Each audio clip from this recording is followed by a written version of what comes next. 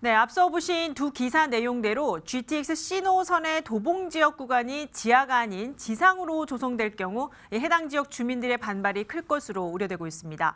이 사업을 주관하는 국토부나 이를 추진하는 민간 사업자 측이 주민 피해를 최소화한다지만 기존의 경원선인 1호선 철도 소음에 광역 급행철도 소음 등의 피해가 전혀 없을 순 없겠죠.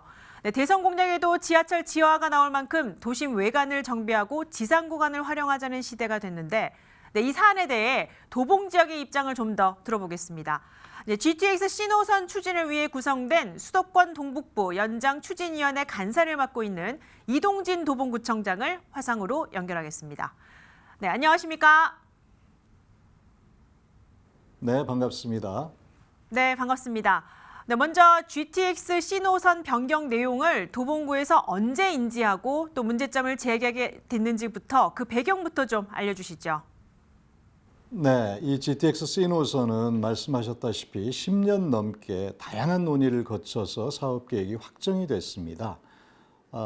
국가철도망 계획에 반영된 것은 물론이고 두 차례에 걸친 예비 타당성 검토와 타당성 검토의 법적 절차를 거쳐서 2020년 10월 달에 최종 계획이 확정이 되거든요. 그런데 그 불과 두 달 뒤에 사업자 선정을 위해서 국토부에서 기본 계획을 고시를 하게 되는데 이 고시 내용에 그동안에 지하의 전용 구간으로 설계되어 있었던 창동역에서부터 도봉산역 구간이 지상으로 이렇게 고시가 되게 돼 있었어요.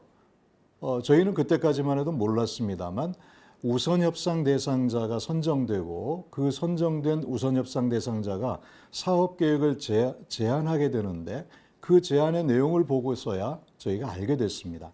그래서 작년 9월 달에 국토부에 이 문제의 심각성을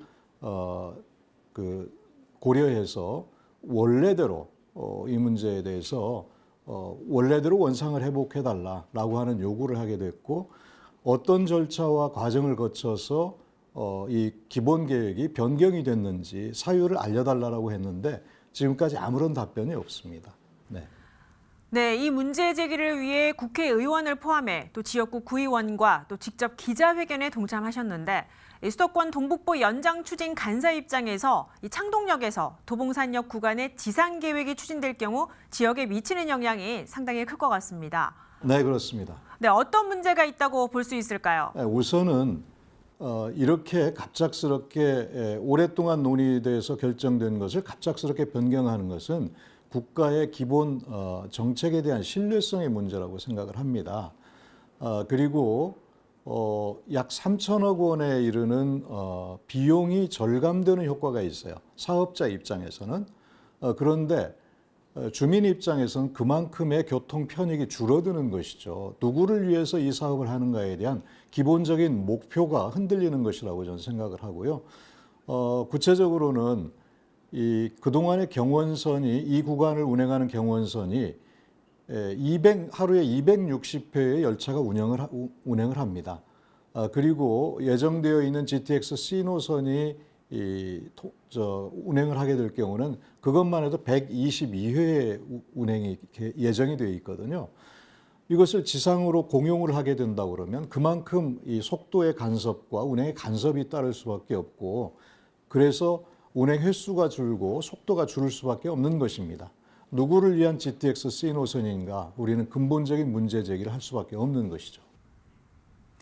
네, 그런 의미에서 본다면 이 국토부나 민간 사업자 측은 예산 문제보다 이 창동역 환승의 편의성을 우선으로 이 지상 구간을 주장하는데 네, 이 문제 어떻게 해결해 나갈 계획이신가요?